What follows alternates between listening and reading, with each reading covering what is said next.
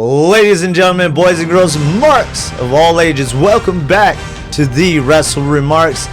As always, I'm Chris. And I'm Pat. Obviously, Pat is back too, which means we got some news that we're about to get into. It's about to get a lot louder, at least 12% unhinged now that Pat's back. That's lowballing. I'm here to inflate takes like it's cutting a promo in a bounce house, bro. You know, I'm back like Triple H in 2002. You know what I'm saying? I'm not really ripped, but I'm fit for this podcast. Let's go. Well, that's perfect because we got a lot of stories to rip into. First up, big news before the Royal Rumble week even starts. We've got leaks about WWE 2K26 that are shaping up and fans are clamoring about it. Oh yeah, leaks that actually sound worth the hype. According to recent reports, WWE 2K26 is rumored to bring back several classic match types, including the I Quit match, Inferno, 3 Stages of Hell, and a whole new dumpster match. Alright. So some of those, as you may know, haven't been in WWE games for over a decade. I think 3 Stages of Hell, the last time that one was in there was SmackDown versus Raw times. Shoot. Last time I remember that was like Shut Your Mouth. Like a long time Well, ago. I know for sure it was in SmackDown versus Raw, so at least I know that one. The I Quit, when did they take that one off? I think those are in the SmackDown versus Raw. I know Inferno was on 2K at one point, but yeah. So was I Quit at one point, but a dumpster match is I've never. Yeah, we haven't had those. It's exciting to get a new match type. Yeah. It's cool that we've been getting these random new match types or returns, like the casket or the we need a Lion's Den match, though. A Lion's Den? Yeah, Lion's Den. Maybe if they cover Ken Shamrock's career on the showcase, but that's not what's going to happen. They're also saying that CM Punk is reportedly being the headliner of the showcase mode, featuring 3 distinct sections: the iconic past matches, what ifs, like alternate history bouts, and also fantasy matchups. So that's going to be exciting to see. Yeah, and all the memes about him have been hilarious. Them blurring out Vince and blurring out Laurinaitis. You know they're not going to blur out Vince. He's probably still going to be a playable character, if anything. Maybe. But I'm excited to see that dumpster match for sure. They're going to try and bring back the Island, which the Island, for those who don't know, was kind of like a 2K, what do they call it on the basketball one? My part. Yes. Yeah, my part. And it was basically the same thing. You had to come back and beat a bunch of factions or something like that. I haven't played it yet, nor will I probably ever, to be honest. I'll have to tap into it at least once. I started playing it, and how is it? It was. I mean, I didn't get too far, but like it was pretty cool. Like you get to it's just like the basketball. Well, and you see people everywhere when you're walking. I remember going through that part because I did do that part, and I did make a character, but I didn't ever go and do the quest. Hey, we'll hop on because I think there's like tag teams, so we could be tag teams on there. Oh, damn, I didn't know that. Wrestle WreMarks versus all of y'all. What's up? I'll have to check it out, man. I haven't been on the PlayStation in a while, and the PlayStation is where I have all the DLCs and all that extra stuff, so I'd rather do it on there than I've heard the PC still doesn't have My Rise, but I'm not sure how much validity there is to that. I haven't launched it on the PC. I have it on the PC, but I haven't played it on there. Because why play it on there when I have the PS5 and all my saves already? Yes, sir. But the dumpster match I haven't seen since ECW. I think it was Hardcore Revolution that had one. I remember me and my brother rented it years back on the PlayStation 1. And we could not figure out how to win that match. So we'll have to wait and see what that entails when they do have that match in there. I'm sure, there's going to be some sort of cool animation that they have, or some cool concept of doing a finisher into it or something. Yeah, first people I'm playing with is Terry Funk. Oh. Terry Funk. Mick Foley. Terry Funk, the Chainsaw Charlie. New Age Outlaws, you know what I'm saying? Yeah. Yeah, good stuff. Well, I mean, right then, he was Chainsaw Charlie back then, right? Yeah. We'll go with Chainsaw and some Cactus. Yes, sir. But it's exciting to see these new match types and returning match types. Also with CM Punk being the poster boy, you know, I was hoping back in WWE 13 we were going to have some sort of Punk thing, but we had the Attitude Era one, which I'm not complaining about. Me neither. I enjoyed that one. That one was great. So the only thing is I want some old school, like, you know, stories like the SmackDown versus Raw days where you had an original story of Road to WrestleMania with either those Jericho or Batista, Ray or somebody, you know, or Beat the Streak. I wish that would come back too. That was cool. 14 was my favorite because that was hard. I think I only beat Taker once. 14, I was talking about 14 in the last one, and 14, for some reason I kept saying John Cena. It's The Rock that's on the cover of 14. Yeah. John Cena's on the next one, right? No, 15 is Rock. Stone Cold. 16, dog. Is it 16? 16. So 15 is Cena then. Cena. Yeah. Right? I think it's The Rock. No, Rock is 14. 2K14. I don't remember. I know Cena was on 12 and he was on 15. I'm assuming. He's on covers of a lot of them. But you really can't see him, so. Yeah, that dumpster match is going to be exciting. Of course, we're going to have to see what happens with the island now, since, you know, maybe Roman and the Bloodline's not going to be the focal point of this one. Yeah. Let's see who's going to be the Vision. Maybe. So Maybe. That's going to be a good way to kind of put them in a prominent role for the game, seeing as they are in a prominent role on TV. Yeah. Well, if they can smooth out the online stuff that held them back last year, that'd be a blast. Yeah, I'm excited to see what they can do with that new island mode and what they're going to do with that CM Punk thing with the, you know, rewriting history and what ifs story mode. So we're gonna have to wait and see what happens there. In broader wrestling business news, though, multiple outlets are now reporting that Warner Bros. Discovery owns a minority stake in AEW, believed to be below 10%, which is why neither party was legally required to disclose it. So yeah, that partner TV ship goes deeper than we thought, money and broadcast ties. The stake is small, so it doesn't give Warner Brothers Discovery any official control, and Tony Khan still has 100% voting stock and decision-making power. Yet, we were told to call the release. Trey Miguel came from higher up. They're saying above Tony. Which is crazy to think, because they were saying nobody's above Tony. They've been saying this. And then Trey Miguel, as we saw, he got signed with the Rascals to AEW. Then was released like a day later after they announced it. And it was a release that came from the company that's now being connected to some controversial social media posts from his past, which he did publicly address. He acknowledged making mistakes in the past and apologized, saying he's grown and focused on love and forgiveness rather than hate. The post was actually, I believe they were saying, a homophobic post, which I understand why he got released for that. It was an old post, over 10 years old, I believe they were saying. And which is unfortunate for him. People do change. Things do change. I'm not the same person I was back in high school. Yeah. I'm not the same person I was 10 years ago, or even 5 years ago at that. So it's understandable to be that he's kind of upset. He did kind of dig his own grave on that one, unfortunately. And hopefully he bounces back. He did address it. He acknowledged his mistakes, like you said, and it's unfortunate for him. And hopefully he could bounce back from it. I just feel bad for the guy. They say it came from higher up, from Warner Brothers, right? And you think about it, Briscoe is still there.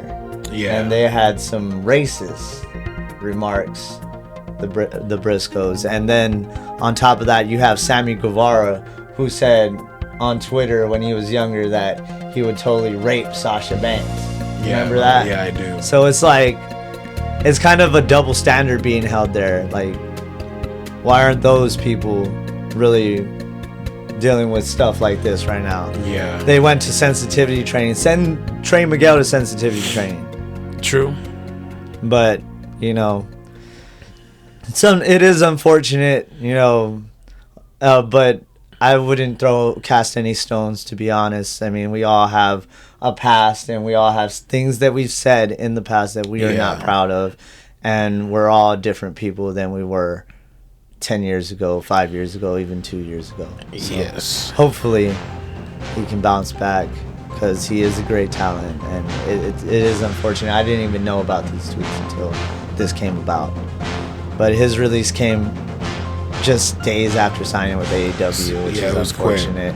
And while there's no official statement from AEW for the exact reasons, Miguel's own comments imply about his past controversies playing a part. Now, moving on to some more big news coming from AEW with the big Warner Brothers, Netflix, Discovery, or whatever you want to call it, not merger, buyout, right? Yeah, buyout. AEW TV and weekly program are expected not only to stay with Discovery's new linear networks after the deal closes, it'll even continue to air on Max until that deal is up. So AEW isn't going anywhere as HBO Max and Netflix shuffle things around down the line. I'm sure it'll change when things cards subject to change. Yeah, whenever everything starts to move to Netflix. They're still voting on that deal. Netflix did sweeten the pot after the whole thing from Paramount Plus. They were going to give shareholders, I think it was some stake and also like some compensation of some sort. So we'll have to wait and see if the board votes to keep that or veto that. I would imagine they'll keep it, especially denying Paramount Plus publicly already. Yeah. Now moving on to some more kind of AEW news. The former WWE talent says that they believe the door isn't closed for their AEW return. Basically, bridges aren't burnt forever. Nixon Newell, I was going to call her Tegan Knox again, the former Tegan Knox, said there was never any bad blood, as the sheets would imply. She maintains that the two came to a mutual disagreement and walked out, and it was like, okay, it doesn't work for you, cool, we'll see you another time. Yeah, well, that's the most realistic take in wrestling. Today's never becomes tomorrow's. Where do I sign? Yeah. It happens all the time. It happens all the time. We never thought we'd see the Ultimate Warrior return. He returned. We thought we'd never see CM Punk return. He returned. It's always up in the air with wrestling. But speaking of signing, Fightful previously reported that rumors that Evil was on his way out of New Japan Pro Wrestling, and now Brian of I think, what's his name? Brian Alvarez of the Wrestling Observer confirms that Evil is rumored to be headed to WWE. Evil dropped the Never Openweight Championship to Olympic gold medalist Aaron Wolf at Wrestle Kingdom 20, so that would usually indicate that he is on the outs given his contractual status. So I saw that yesterday. Yeah, so it's going to be interesting to see what they do with him, what they name him. We'll have to wait and see how he's going to be repackaged. Bad. But also some cool news from Japan that I was just telling him before we came on the air. TJPW, Tokyo Joshi Pro Wrestling, probably the hottest and biggest Japan all women's wrestling promotion, is going to have a little tour here in Texas. They're going to be going to Houston, Fort Worth, and Austin this summer. They'll also be a part of South by Southwest in a partnership, so it's going to be exciting to see what goes on there. If you're going to be in South by Southwest, stop by, check out Tokyo Joshi Pro, and see how these women are before they head to WWE, because some of them are going to head there. Yeah, well, You heard that, and some of my rapper friends who are gonna end up probably doing shows at South by Southwest. Get y'all some wrestling in too. Yeah, I mean, if it's there, you might as well. Yeah, might as well. Now, to one you'll want dates for. There has actually been some internal pitches for Chad Gable's return, which we spoke about last week. Well, kind of last week. It was just on Saturday, but we spoke about the return of Chad Gable, and also they were talking about bringing him back soon, but yet we didn't see anything. Now it's being said that January 26th episode of Raw from Toronto at the Scotiabank Arena is going to be the day that Chad Gable returns. Yes, and they spell it out.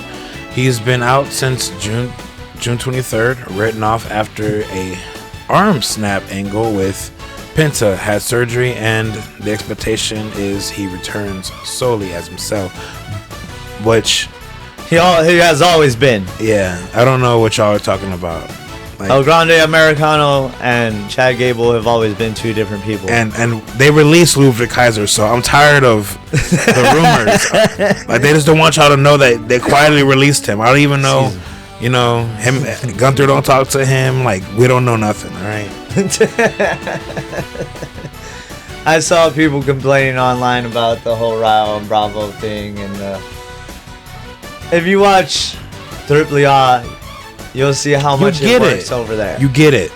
And, you know, the people that are saying that, oh, it's dumb and it's racist or anything like that, like, they're doing it over there in Mexico, and it's way over. I had not heard no racist claims. That's pretty crazy. It's way over. So I don't know why you would complain, in a sense that I understand who they are and, you know, the stuff that they've done before this, but this stuff is just good. It's hilarious. I understand, you know, how people were like, a lot of old wrestlers too, they're like, oh, everybody's breaking kayfabe, but when you play with kayfabe, it makes it so much funner. Yeah, it makes it so much fun. You're not wrong. I walk around the house all the time pissing off my wife because I'm like, I don't know what you're talking about, bro. That's not Chad Gable. That's not Chad Gable. I know what you're talking about. No, that's not Lou. And Elias are they're brothers, bro. You know, like, they're two different people. Be quiet. Be quiet. Nah, I'm not breaking kayfabe, bro. This is the new kayfabe, all right? I'm selling everything. Oh man, it's the truth though. I think I do understand, you know, people's frustrations with them having a name and all that, but this is just good stuff. You're not gonna forget this. Yeah. A few years down the road, you're gonna watch back and you'll be like, man, I took that for granted in that moment. Bro, we took Shorty G for granted, and that was pretty good. I don't know if I go that far. Well, the Happy Corbin and that stuff was good. With him and Shorty G, that was good.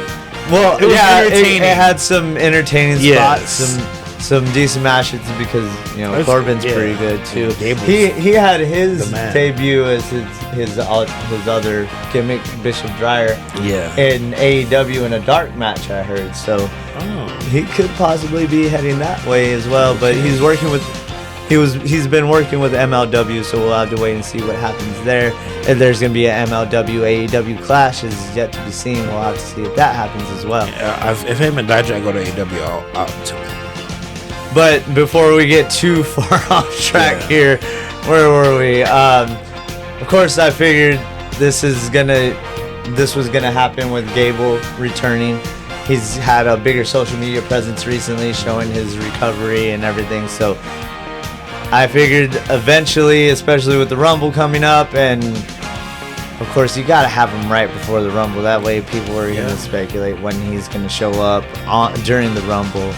Yeah, I'm excited to see him back, and back with Creeds. That hopefully Ivy Nile's still part of it as well, and we see Ivy go for a title herself, because I love Ivy Nile, and I've just been waiting for her to the pit bull. And it looks like they're taking her a little bit seriously, so we'll have to wait and see what happens there.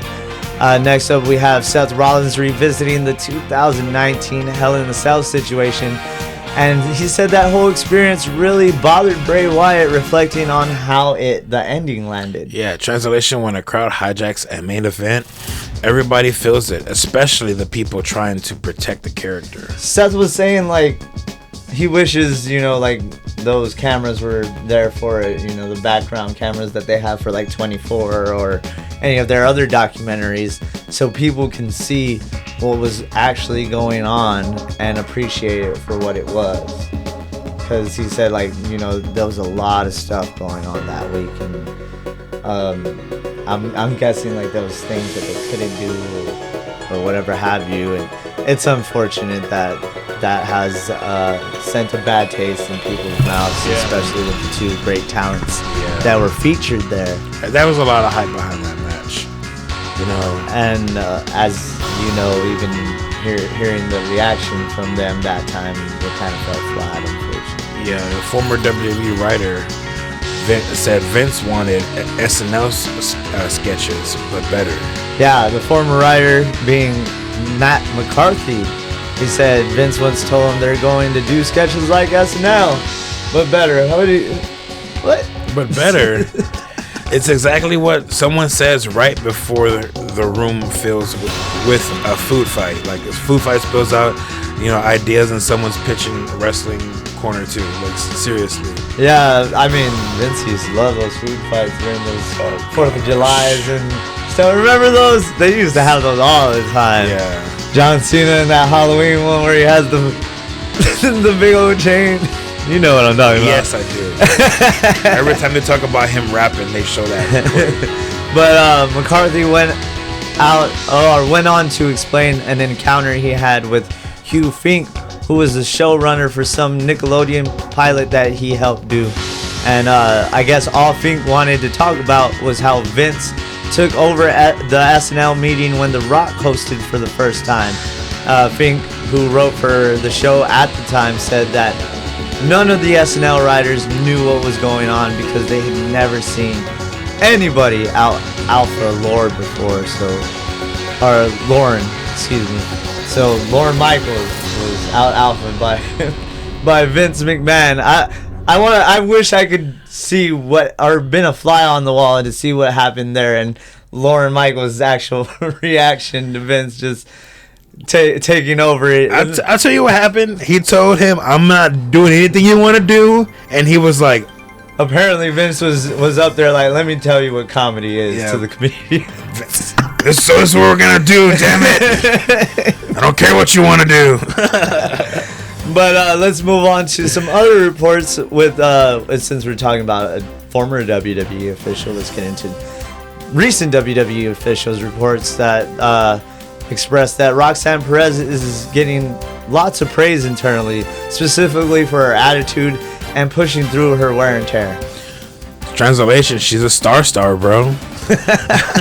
Which in WWE speaking is basically a rocket strap. Yeah, duh. Yeah, she's definitely a pro's pro. Obviously, she's been doing this for quite some student time. of the game, literally. So I'm excited to see if she gets a push from this. I mean, her and Liv could be going for the titles. Or no, they are going for the titles on Saturday night's main event. This Saturday. So maybe we'll see something happen there. But Riho just got it. I don't think they're going to lose them. We'll talk about it more later as we do some predictions. But also, Netflix has renewed WWE Unreal for Season 3, announced at the end of Season 2, and it's confirmed to be the summer of this year. So we're going to see another release of Unreal. Yeah. Summer 2026 is going to hit, and suddenly everybody backstage is acting extra camera ready, which is cool. Buff Bagwell wants to test if he can wrestle again. Oh yeah, there's also that. So on Insight with Chris Van Vliet, Buff Bagwell said he's planning to test his ability to wrestle again. Can you imagine on that prosthetic? Shush. Yeah, take off the prosthetic and whoop him with it. Like, yeah, perfect. Like Zach Gowen. Yes. Right? That was his name? Yes. Oh, I can't believe I remember that name. I just showed my wife so excited. that episode of SmackDown where Brock threw him just off the tore wheelchair. him up. Oh my god. He threw him off the stairs. That was Zach, right? Yeah, I think that was him too. She was like, why? I was like, why not? good TV. I'm waiting for Matt Cardona to go flying off of a wheelchair too. But another update here is a scary moment happened during Raw. Javon Evans took on El Grande Americano during Raw, and Evans, of course, as you know, he's about speed. We saw some sunset flips, some bouncy offense, but Americano's power game kept coming back. This one took a wild turn, though, as Evans suffered an injury, and the ref stopped the contest. Big win for El Grande Americano. Sad loss for Javon Evans. Yeah, shoulder problem for Evans looked rough. Yeah, he was really gripping onto that. Yeah. Made me think that it was a shoulder injury. Yeah, glad the ref called it though. You hate to see a guy get hurt, just for flair, and it just man, that's my boy right now, and it kind of broke my heart. Like, yeah, I something was off in the it. match. I could see it. Something was already off, and by the time the commercial was hit, and I heard the music, I was like, oh. Well, apparently he's a lot better than initially expected. He has been cleared to take flight once again. It's being speculated that it stemmed from an accidental headbutt collision, but I'm assuming something with the shoulder or chest, given that he was favoring that area. But yeah, who knows? It still remains to be seen. Yeah, hopefully they can redo the match, but it was sad not to see the young OG against El Grande Americano. Yeah, I'm glad he's okay. The greatest luchador of all time, by the way. And up next, some possible spoilers for the Rumble made the rounds online after an ad was put up in Riyadh, which had some notable NXT names on it. Those names included Thea Hale, Tatum Paxley, Ethan Page, Lola Vice, and the incoming Obafemi. I believe Almas was on there too. Kind of hard to tell given the low quality of the picture. I'm sure you've seen it. Yeah, I did. I got something to say after this, though. That's always the fun part, the surprise pops. And then the internet goes, actually, I knew 3 weeks ago. We don't even care that you ruin it. But don't forget, Lesnar and Reigns are also slated to show up. So we'll have to wait and see who else. I try to examine the picture. It's kind of hard to tell. It's very low quality. Sean Ralph Sapp has been on everybody's behind recently, talking smack because it was a picture of Julius Creed, and they're like, "It's Chris Jericho," and he was all, "Y'all are really dumb in the head." That's funny. Like y'all they're reaching for Jericho. They want him. They want him back. But moving on to some other news. This is some feel-good news for you. Steve Maclin and Deonna Purrazzo announced Battle for the Brave event benefiting the Tunnel to Towers. Real life W. We dunk on a lot of wrestling a lot, but the charity plays matter. It takes place at a Rahway Recreational Center on June 26th in Rahway, New Jersey. Yeah, it's good for them to have something going on to benefit charity. I know Steve Maclin himself is a former military guy, and Deonna Purrazzo and him always try to give back as much as they can, which is always great to see. Awesome. But moving forward with the Winter Games coming, USA Network has confirmed that the schedule changes for SmackDown are coming in February. So they'll be moving to Sci-Fi between February 6th and the 22nd. Man, what year are we living in? That was Spike, wasn't it? No, that was on Sci-Fi. That's crazy, though. What a time to be alive. But check your DVR and don't get worked by the guy. The guy be lying. Now on to a heavy one. And this one is quite unfortunate for the Tommaso Ciampa. It's confirmed that he is leaving WWE via his social platform, saying his contract is expiring and he won't be renewing. He took time to air his appreciation in a statement, even bringing up his black and gold family, stating near the end, quote, "I spent the first decade of my career traveling the world on the independent scene. I spent the second decade of my career traveling the world with WWE. I have 1 decade remaining, and I'm beyond excited for whatever challenges lie ahead. End quote. That's huge. That's a huge whatever's next for Ciampa. He's one of those guys who can walk in any locker room and instantly raise the bar. Yeah, I would love to see him raise the bar over there in TNA. Like I was telling you, I feel like he'd be a good fit for a lot of people there. But I would assume he would be testing the waters in AEW. Yeah. Well, congratulations and good luck to you, Tommaso Ciampa, on all your future endeavors. Well, I'll try to follow. I don't know how you can leave your parents like that, Stephanie and Trips, you know. That's a good one. Oh, man.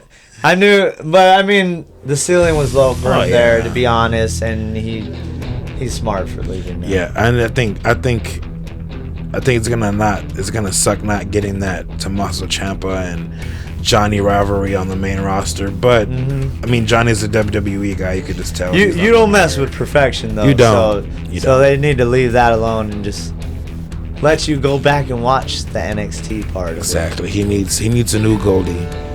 But that's the rest of our newswire. So on from our newswire, on to our recap. All right, Pat, let's hit Monday Night Raw from Belfast, Northern Ireland.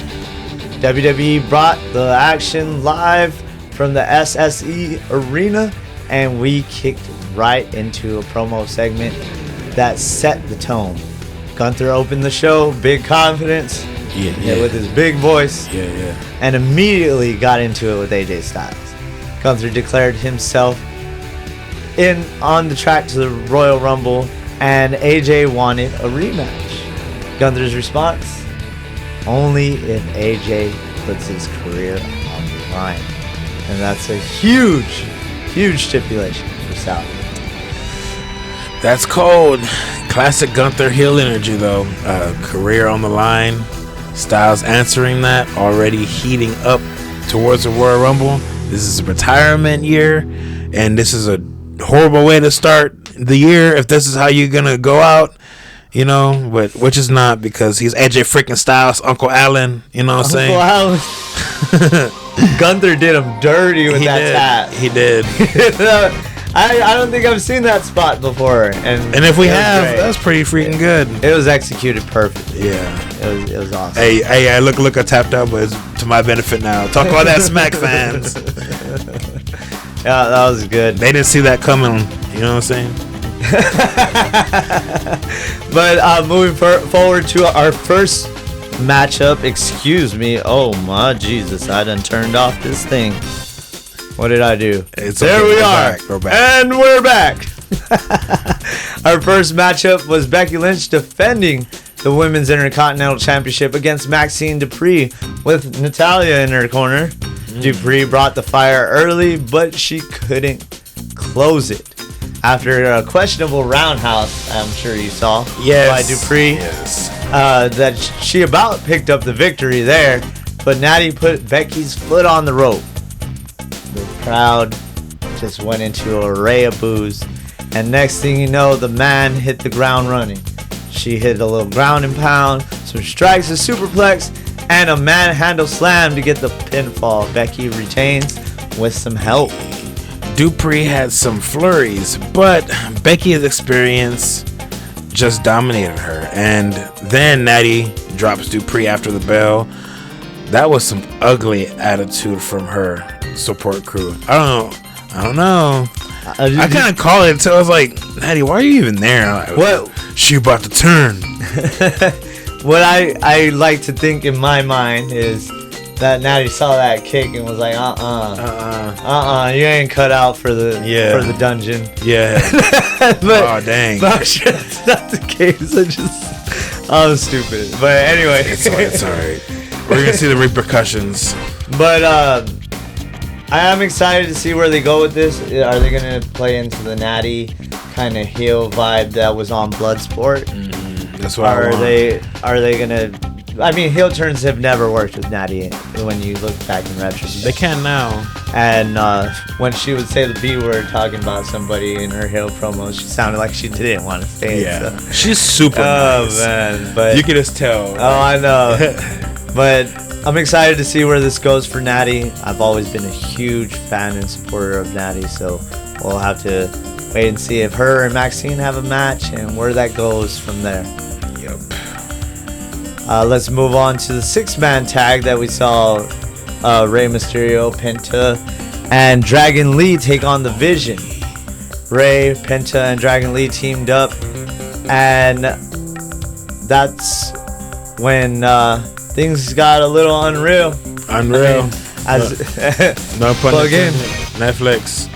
Go watch it now. But things got a little unreal with their lucha styles, as it usually does. So it was pretty exciting to see what they had in their, or up their sleeves, even though none of them wear sleeves. Yeah. But wait, Rey wears sleeves. He does. No sleeves, tattoo sleeves. That says Rey, but he's not the king of the luchadors. Did you see the Dominic thing? Yeah, that was horrible. The AAA when they had the AEW title. Oh, that's why y'all don't use AI, bro. Like, or at least pay close attention and cut real. it at the right spots. If you're gonna use it, pay attention to what's going on in the background. I thought the video looked pretty cool still. It did, but that was bad. But of course, we got some high impact teamwork from Rey, Penta, and Dragon Lee. They ended up picking up the victory. Yeah, those flips, those chop blocks, that's the kind of tag talent that makes Raw tag action feel like its own mini show. It really does sometimes. You get lost in the sauce, as you can say, whenever you see a lot of these crazy moves going on, especially the luchador style. And I like the way they're integrating the luchador style into the main roster. I don't like the way they're integrating WWE into lucha too much sometimes. Like, I was watching back AAA and they didn't tag, and the next one came in, the ref was like, oh, you have to tag. Like, that's not how it works in lucha. Exactly. You roll out the ring, then the next person just comes in. Yeah. So that's one thing I didn't like, that they changed that rule, but I guess it's easier for American fans to follow. Yeah. If you were there's no tag, man. And then, of course, we had the El Grande Americano match with Javon Evans that we talked about in the beginning. Also, we had some backstage segments with Jey Uso coming out strong, declaring himself for another Rumble run. He's calling it back-to-back wins. And we had Pierce, had the New Day, and Grayson Waller ready for a title shot next week in a fatal 4-way number one contender match. So they're looking to get their number one contendership. Rumble season is officially here. Someone's gonna punch their ticket to WrestleMania's startup.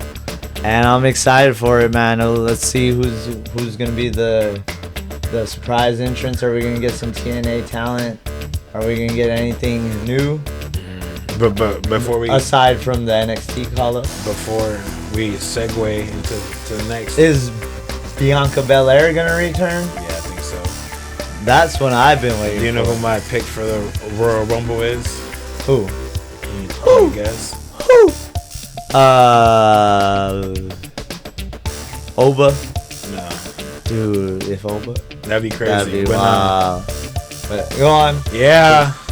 You think so? Yeah. You think they're gonna pull the trigger? Yeah. I think he got into some hot water, and that's why he's been booked the way he has recently, given what we saw on Unreal. I haven't got there yet. So. You haven't got to the ladder match? Oh, man. So at the Money in the Bank match, apparently LA Knight was supposed to meet face-to-face with Rollins at the top of the ladder. Yeah. And instead, he just pulled him down from the ladder, and they had a little fight off, and then Rollins still won. So he went into business for himself. I'm thinking he just forgot. Maybe. Because Triple H in the back is like, that's not what we talked about, and everybody's like, no. Even Chris Park, Abyss, was upset about it. So he even was sitting there mad, apologizing to Triple H, or Paul Levesque, as you would call him, and when he was apologizing, Trips was like, it's not your fault. once they're in that ring, that's on them. So it's unfortunate to see that he got, I would assume, a little heat from not catching the moment like they wanted. But we'll have to wait and see what happens there. We'll see. But that's my pick for the Royal Rumble. All right, Pat, let's get on to the main event, because it was CM Punk defending the World Heavyweight Championship against Finn Balor right in Balor's backyard. This was a grappling showcase, tie-ups, reversals, kicks, chops, and both guys were pulling out all the technical offense early. Punk hit strikes and a backbreaker. Balor hit counters and basement drop kicks. Straight up wrestling clinic. Neither guy was playing around until Punk controlled the action mid-match and started setting up his offense. Punk tossed Balor out, hit a suicide dive, posed, and got a little heat still from that crowd, because they were really digging Balor, especially coming back to that song, Yep. that old. It even felt like Finn Balor old song. Balor. It really did. It didn't feel like Judgment Day It Balor. felt like he had a fire lit under him once again. Yes. I was excited to see what they had for this match, and they did deliver. They did not disappoint. Of course, Balor came back with repeated attacks. So did Punk with chin locks and whatnot. Balor tried to fire up with elbows, but Punk stayed resilient. Eventually, Punk once again proved why he's the champ. The finish came after Punk worked over Balor, hit the GTS, and retained the World Heavyweight title. Love that old school share of respect. You know, this match was definitely a vibe, hard fought in the challenger's hometown, but Punk kept the gold. This was a really good match. I think it was a dream match for some. You know, it had a really big fight feel. It did have a big fight feel, which kind of disappointed me, because I would like to see something like that in a main event picture of like a pay-per-view or something.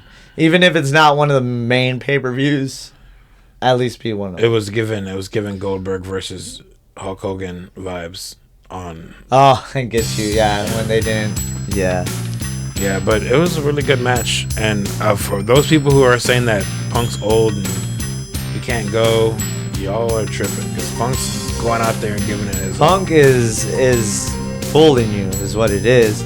He's selling enough to make you think that he's tired, to make you think that he's broken down, because that's what you do. Exactly. That's how you sell. You gotta make it seem like, oh, he just can't come back from this. He's not gonna get the win, and then boom, he gets the win. Yep. That's all it is. It's all about making sure you're selling throughout the match. Fatigue sets in a real fight throughout the match. So you gotta play into that. Even though, you know, they do get fatigued with a lot of the spots they do. Yeah. But, you know, you gotta sell it to where it looks like, oh no, maybe he's not gonna make it, or gets a big move off and then drops because they're tired. Yeah. Or some other situation. Gotta make it look believable. But with that said, we'll get into NXT. We didn't talk about SmackDown because we talked about that on Saturday. So, is there anything on SmackDown that you wanted to reiterate, or what do you want to talk about? The Wyatt 6 MFT situation. Yeah, they're not done with them yet. We'll see them. I think it's tomorrow. We'll get into the previews. Jacob Fatu, I guess they're like, you can rep the set. You can definitely rep the set on live TV, bro. And but yeah, I'm glad Jacob was back. I just want to know. He got a little booed there for taking out Kit. That's what he gets. Kit Wilson. He's worried about toxic masculinity. Toxic. I love that, man. I just love the Pretty Deadly guys in general, man. Yeah, they're good. They play great, like, comedic heels. Mm-hmm. And they really didn't get that much of a chance when they were together. And we hope Elton Prince recovers soon. But I don't got nothing really to say about SmackDown. It was a good show. I'm glad Jacob's back. Cody's. Yeah, he screwed over Cody. I hope he whoops Cody on Saturday. You think? I mean, this might be Cody's decline. We can see it happen. Yeah. We can see it decline as he goes down the ranks and then works his way back up. Cody's a heel. Cody's gonna turn heel. I don't know. They're doing pretty good with keeping him babyface with the whole like being attacked, and then they're like, because if you think about it from another fan's perspective, in the case of now they're stacking the odds against him. They're doing this to him. Cody doesn't deserve that. And as it builds up, everybody that hated Cody is gonna be like, oh, he deserves to be there. It just takes time. Sorry about that once again. As you know, our camera loves to do that. Hey, did it take a picture? No, it turns off and turns on. I don't understand it. But moving forward, we should start to get into our NXT recap. I don't know how long this recording has been going. It shouldn't be too long, maybe an hour or so. So we should be getting done here soon. It wasn't as long as usual. So stick with us so we can talk about also the things to come on SmackDown and also the Saturday night's main event. But all right, Pat, let's just go ahead and head into NXT. Break it down. Right from the jump, this show had tension baked into it. Yeah, it was one of them ones, bro. You can't ease into NXT sometimes. It just punches you in the face, honestly. Exactly, and we opened with Ava addressing, with security, straight up warning Tony D'Angelo about how unpredictable he's been recently, and that there will be consequences, and that if he shows up, things will spiral fast. That line tells you that the entire show is about to feel volatile, and it delivered. First off, we had the NXT North American Championship match with Ethan Page versus Ilio LaFleur in LaFleur's debut televised match, because I know he's had some dark matches so far. But we get right into some championship action, making, as I said, Ilio LaFleur made one of the biggest appearances of his career, making this debut, and he delivered. Yeah, and credit where it's due, LaFleur did not come in looking like a sacrificial lamb. Not at all. Early on, LaFleur uses speed and unpredictability to keep Page off balance. Springboards, quick strikes, creative offense, including a coast-to-coast drop kick that had the crowd buzzing. That guy is trying to steal the spotlight in one night. And he kind of did there for a minute. But Page does what champs do, slows things down. He starts cutting the ring in half, using his size and experience, and really leaning into that all-ego mentality. The next thing you know, Ilio LaFleur starts building some momentum again, but Page shuts it down. And of course, he's slimy. I can't stand him.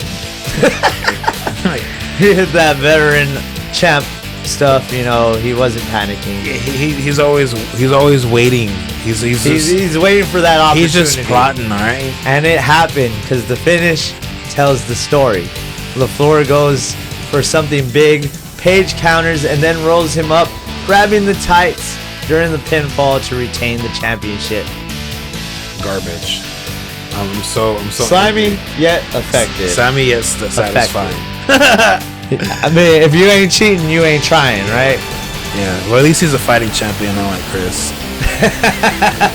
Still waiting for him to put that TNA Wrestling Championship on the line, bro. Nope. He ain't ever gonna do it. But it's cool. He wants a hair versus hair match too. I'm already losing mine, so I just gotta make sure I win that one. How's that benefit me for you finally sharing? It don't. We're gonna reverse Uno card it instead of Kurt Angle. No, ribbing Edge. Your Edge, bro. You're getting your head shaved. No, I was playing. But the moment doesn't end there. Ricky Saints hits the stage, cuts a confident promo, and basically tells Ethan Page that he's not alone at the top anymore. He came out. They kind of gave a little nod, saying that the two of them are now running NXT. True. That's not just a flex. That's a warning shot to the entire locker room. Please do not team these dudes up. Nah, I don't think that's gonna happen. I think that they're just gonna be like, cool. Maybe it does happen. Maybe we see him and Paige and the incoming Will Hobbs be in a trio. Oh, so they're just gonna redo that. What is it called? They're gonna bring that one dude in from FTW stuff that they did with Taz and Hook. No, I'm talking about the other dude where Ethan Page was with him. Ethan Page and Scorpio Sky and Paige Van Zandt. They're all in that group. Oh, I forgot what it was called. That was when they were doing the America's Top Team, right? Yeah, something like that. Yeah. Yeah, I remember. I forgot about that. Yeah. That was hilarious. We'll have to wait and see. I think that was some of my favorite stuff that they did have during that time, especially with like, just being those good heels. But I want Brandy back on like, TV. Brandy was roasting them people, bro. Especially like Dan from America's Top Team. He sold that whole. Oh yeah, he did. Yeah, he did. So we might see that. We might. We'll have to wait and see. But I would think that Paige is going to continue to be siding with Chelsea, given that they're the intergender trios or intergender tag champs for AAA. Moving on though, we got into a ladder match qualifier. As you may remember from last week, there's going to be a ladder match to determine who is the contender.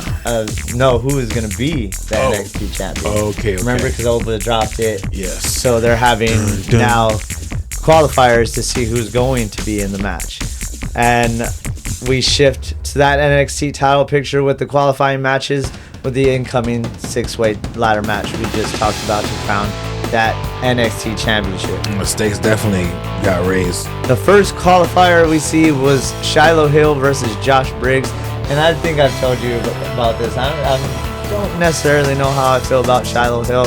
You mean Bo Dallas? He does kind of look like Bo. But this one was exactly what you would expect. It was physical and aggressive and contested like neither guy wanted to miss out on that ladder match. Yeah, Briggs brings the power, Hill brings resilience, and the crowd is fully into it. They really were, but there was a few botches that had me a little bit weary. Like, do you really want this guy who's still brand new in a ladder match? It's kind of scary, man. Yeah. But to each his own, and Shiloh Hill is obviously improving a lot, and I don't know if I'm still behind the character yet. We'll have to let it cook and see. Come back later. Yes. But of course, Briggs brought that power, and he wasn't able to seal the victory though. Hill eventually scores the victory, punching his ticket to the ladder match. But the real story happens after the bell. Tony D'Angelo storms in and attacks Hill from behind, laying him out with 2 spine busters. He locks eyes with Ricky, and it looks like things are about to get wild. Ricky gets up, but he's looking around. He's like, and then I could see him in his brain. Let me grab this chair, so it looks like I'm gonna throw it at it. Yeah, but Tony ended up walking off, and then it happened again during the Shawn Legacy match, I believe it was, right? Yeah. Here comes out Tony again. He takes out the guys. Shawn Legacy won that one. Yeah. Against who was it again? I meant to type it in here, but it was another match with Evolve Stars, and I think it was one of the Vanity Project guys, but I'm not sure. I can't really remember. Vanity Project was a tag team match. Oh yeah, that's right. But I know it was like someone newer. I can't exactly recall, but it wasn't a match to write home about. Yeah, really, to be honest. I was gonna say about Josh Briggs. He did surprise me with that moonsault. Yeah, he has a pretty good moonsault. It was pretty nice. I hate his vest. I'm sorry, but that little skull at the corner of his vest, it throws just it looks off. hokey as hell. Yeah, but that's just me. And all of a sudden, after Tony D'Angelo starts wreaking havoc all over the NXT roster. The cops show up. Oh. Not the cops. Police enter the scene, and D'Angelo calmly leaves through the crowd. It's chaotic, it's uncomfortable, and it reinforces exactly what Ava warned at the top of the show. NXT has officially entered crime drama territory. Dun dun. And then we had the Vanity Project take on Chase U, Kale Dixon, and Uriah Connors. We had that tag match. Vanity Project looked pretty decent, man. I was enjoying what they had to offer. I like their snarky, hillish personas that they're going for. I kind of feel like that's just Pretty Deadly. Yeah, but packaged in younger guys. Yeah. Yeah, I feel you. I feel you. But Chase U always brings that scrappy underdog vibe, but Vanity Project is laser focused. Vanity Project controls the pace, isolates their opponents, and eventually pick up the victory, continuing to quietly build credibility in the tag division. They're not flashy, they're effective, and that's why they swiped right on them, all right? And that's what matters in NXT. Yeah, it does. And we'll get into that triple threat tag title contention or contenders, number one contenders match, where we saw Fatal Influence take on Zaruka and the Ren QCC. They had a pretty crazy match there. It was at times I did find myself hard to follow it when they would spill out to the back, and then I'm like, okay, wait, who's legal again? Who's legal? But I mean, it was chaos in the best way. Exactly. All three teams have moments to shine, rapid tags, blindside attacks, constant movement, and it never really slowed down. No one wants to be the team that misses this opportunity. In the end, Fatal Influence capitalizes, finding the opening and securing the win, earning themselves that future title shot. And I guess all the gold is going to Fatal Influence here soon, huh? Yeah, that's a big step forward for them, and now the spotlight's on them. So we'll have to wait and see if they can take on. It's Rio, right? Because they don't have a women's NXT Tag Championship. So we'll see. We'll see what happens there. I would love to see the Ren QCC become a mainstay in the women's tag division. Also, Saruka, I want them to break up already. Dude. Me too.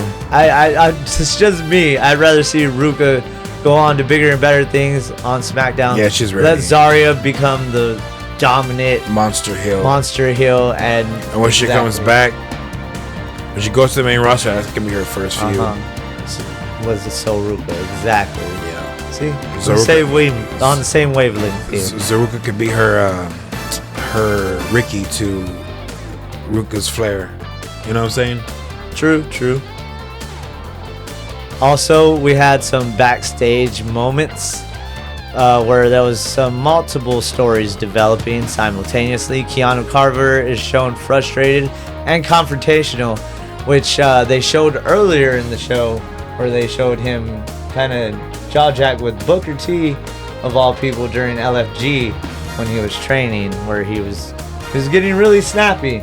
And I like how they played into reality with this one, where he was getting really snappy with Shawn Michaels and everybody in the back, and like, I don't even want to be here, I'm just required to be here type thing. So that's a good way to kind of like blur the lines and make him a monster heel, because Keanu Carver could be that monster heel that we lost in Opa Femi or someone of that sort. Never be another Opa Femi though. No. I'm just saying. I know, a little bit. I know. I didn't have to put that out there. But he ran into Blake Howard, and after being flagged for disciplinary reasons, he was still on that. OTM sends a message to Dark State warning them that the NXT tag titles are very much on their radar, so we'll have to wait and see what happens between them and OTM. Ricky Saints continues to loom over the show, joining commentary earlier, popping up backstage, reinforcing that he's positioning himself as a central figure of the NXT power structure. this is that NXT. Everyone's story is overlapping. Nothing exists in a vacuum. Everything's out there in the open, bro. Yeah, so when you step back and look at NXT January 20th, Ethan Page survives and retains, but the target on his back continues to get bigger. Shiloh Hill qualifies, but Tony D'Angelo sends that brutal message, and Sean Legacy also qualifies. Fatal Influence steps into contender status, and the NXT Championship picture continues to feel unstable by design. By design. What's that group called? Something by design? That was Eric Young's Violent by Design. Violent by Design. In TNA. Well, I like how you remember that. Yeah. I do the same thing. I just hear a word and it's like, me too. Boom. Yeah. Boom. Remember this in wrestling? Yes. Everything. NXT just escalates super quickly, bro. Like they don't. It's not like the main roster where they're trying to hide everything from you. Yeah. NXT just let them have it. So, yeah, and it's cool to see. It's just sometimes they have a little bit too much range within certain high spots of matches, which sometimes you do need to cut down. But they are that like kind of alternative that's just full force go, all gas, no matter what. So it's a nice refresher for those who don't want to see your usual WWE kind of standard format. Yeah. But since we're done with that, or that's your NXT recap, of course, we had some title politics, ladder match tension, and straight up disorder. And if this is the road to crowning a new NXT championship and you ain't buckled up yet, you need to get strapped in. You know what I'm saying? Because we're about to go for a wild ride. And with that said, we'll dip into our Saturday night's main event. Predictions, I guess. We'll do some predictions. It's been a while since we done some predictions, I feel like. As we get into the card, we're going to see the undisputed WWE Championship #1 contender Fatal 4-Way between Randy Orton, Damian Priest, Trick Williams, and Sami Zayn. Now, who do you want to win, and who do you think is going to win? Randy Orton's most likely gonna win, even though I don't want that to happen. I would like Trick Williams to win because I'm tired of Sami Zayn. I want a belt. I'm an underdog. I'm tired of that. All respect due to Sami, though. You know what I'm saying? He's a great talent. Yeah, he's a great worker. He's a great worker. He needs a championship. Like I'm a Sami fan. That's my boy. But he don't need that championship to solidify how good he is. Annoyed. I'm on the same boat with you. I'd love to see Trick Williams win it. Unfortunately, I don't think that's how it's going to go, and I think Randy will. You know what Sami I want? I want the Sami who goes on ladder matches and puts the handcuffs on people's ears and wins the championship. That's the Sami I want. Oh, that was a classic. That was great. That was a great spot. Then we have also the grudge match between Jacob Fatu and Cody Rhodes. Yarramin. That's where you're going with it, huh? Yarramin. All gas, no brakes. I know what you mean. Off the scale with it. Off the scale. All raw with it. Yeah, I'm hoping for Jacob Fatu to win. I kind of think Cody Rhodes might take it, or it might go in favor of no contest. True. With Drew being involved somehow. Drew. Which I would think Drew would probably become a factor. And then you would think maybe Opa becomes a factor later down that line in that picture of Opa owes him a receipt because he had Cody's number. Exactly. So we'll have to wait and see what happens there. I think it's going to be a no contest. Drew interferes. Also, we got the WWE Women's Tag Team Championship matchup we were talking about earlier, where Riho, Io Sky, and Rhea Ripley will take on the Judgment Day's Liv Morgan and Roxanne Perez. I can see Rhea and Io retaining, but I wouldn't be upset about a shock and they lose. Oh, I would be remiss to forget to mention that since we didn't talk about SmackDown, the whole Raquel situation, right? That's on SmackDown. No, it's on Raw. Is that? Oh, that is on Raw. We didn't mention that, where she attacked Stephanie McMahon once again. Mm-hmm. I'm excited to see what happens there, man. I want to see her build that heel persona as she continues to attack, because apparently Stephanie is okay. Yeah. And it's just a minor injury that's going to get better soon, and it's not going to take too long. So we will possibly see her take on Raquel here soon. At the Royal Rumble. You think so? You think that's when it's going to happen? Could be. The card is going to start stacking up here soon, so we'll have to wait and see what happens with Royal Rumble since it's next week. On the Rio and Io Sky front, I think they're going to win. I'd love to see Liv and Roxanne take it, but I feel like it's way too soon right now. Yeah. And we should keep those with Rihos so far. Rihos. For now. But also coming up on tomorrow's SmackDown, we're going to see the WWE Tag Championship match against the MFTs and the Wyatt Six defending their titles. Do you think I think the Lantern plays a factor again in the MFTs? Yeah. Yeah, I agree with you.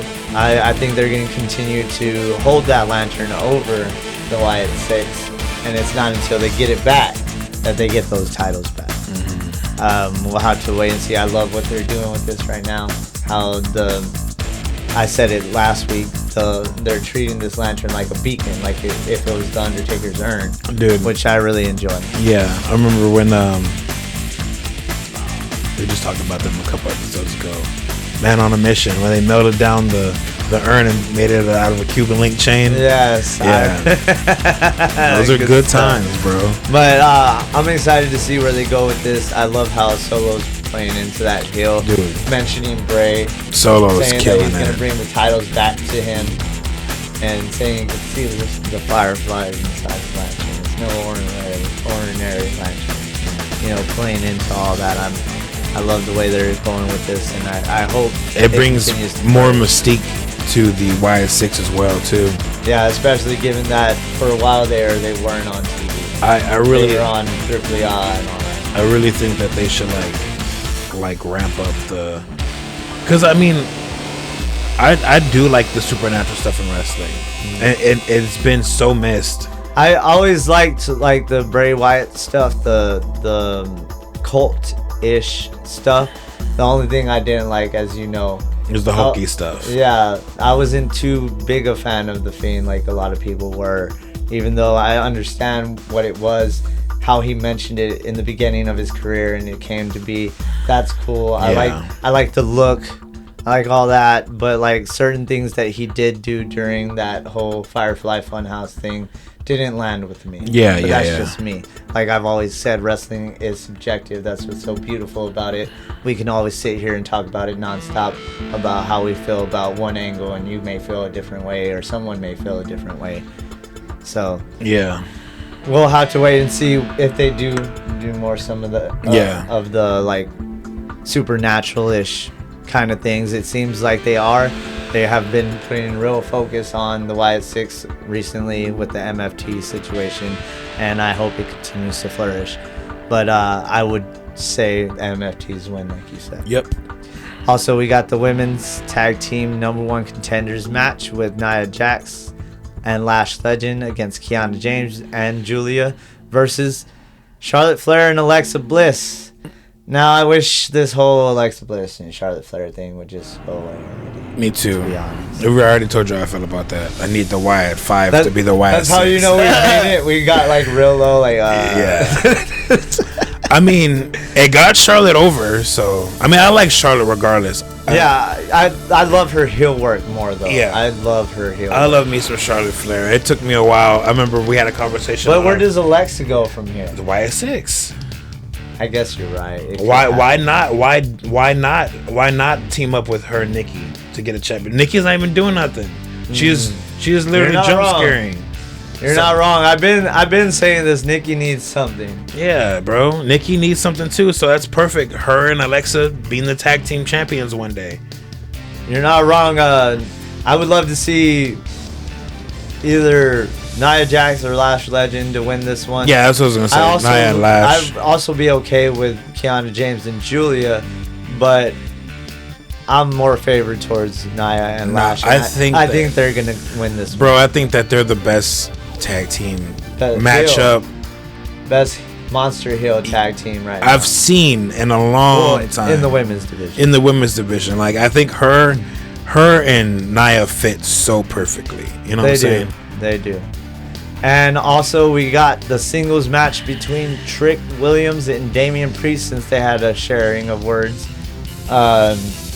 last week, and then they're gonna also meet during Saturday night's main event. So you'd have to think that that's gonna play into Saturday night's main event card, that maybe they're gonna be a little too messed up to be on their A game. I don't have to give you my response. You already know who I'm going for, dog. Trick Willie. Lemon style. Pepper Steppers. Mr. Whoop That. Trick and A. Trick it 2 times. Trick it 2 times, baby. My boy. But with that said, that is all we have for you today, folks. We hope y'all have a wonderful weekend and y'all stay safe. You got anything else to add before we go? Nah, just it's good to be back. I'm glad you kicked out at 29999.